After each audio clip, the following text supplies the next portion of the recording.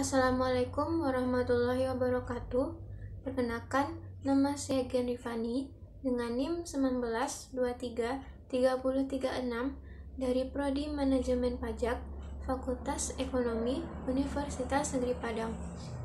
Video saya kali ini merupakan video tugas dari mata kuliah pemeriksaan pajak mengenai pemeriksaan atas SPT masa pajak penghasilan dipotong dan dipungut dengan dosen pengampu Bapak Dovi Septiari SCMMAK. Baiklah, saya akan menjelaskan materi mengenai pemeriksaan atas SPT masa pajak penghasilan dipotong dan dipungut. SPT masa pajak penghasilan merupakan dokumen untuk melaporkan pajak badan bulanan. Berikut ini adalah jenis SPT masa PPH, tenggat waktu pembayaran dan pelaporannya.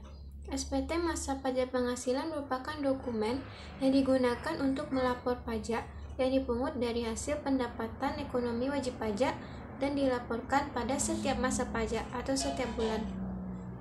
Kewajiban untuk melakukan pemotongan dan pemungutan pajak meliputi jenis pajak. Yang pertama, ada pajak penghasilan pasal 21 dan pasal 26. Kedua, pajak penghasilan pasal 22. Ketiga, pajak penghasilan pasal 23 dan pasal 26. Keempat, pajak penghasilan pasal 4 ayat 2. Dan yang kelima, pajak penghasilan pasal 15. Selanjutnya, pengujian kelengkapan objek pajak. Tujuan pengujian kelengkapan adalah memastikan bahwa wajib pajak telah melaporkan seluruh objek pajak dalam PPH pemotongan dan pemungutan. Teknik pemeriksaannya ada 7, yaitu yang pertama, pemanfaatan data internal dan eksternal Direktorat Jenderal Pajak. Yang kedua, analisis angka-angka. Ketiga, penelusuran angka. 4, penelusuran bukti. Yang kelima, ekualisasi atau rekonsiliasi. 6, konfirmasi. Dan yang ketujuh, pengujian kebenaran perhitungan matematis. Pengujian kebenaran perhitungan pajak penghasilan. Pengujian ini dilakukan untuk memastikan bahwa wajib pajak telah menghitung PPH pemotongan dan pemungutan sesuai dengan ketentuan yang berlaku.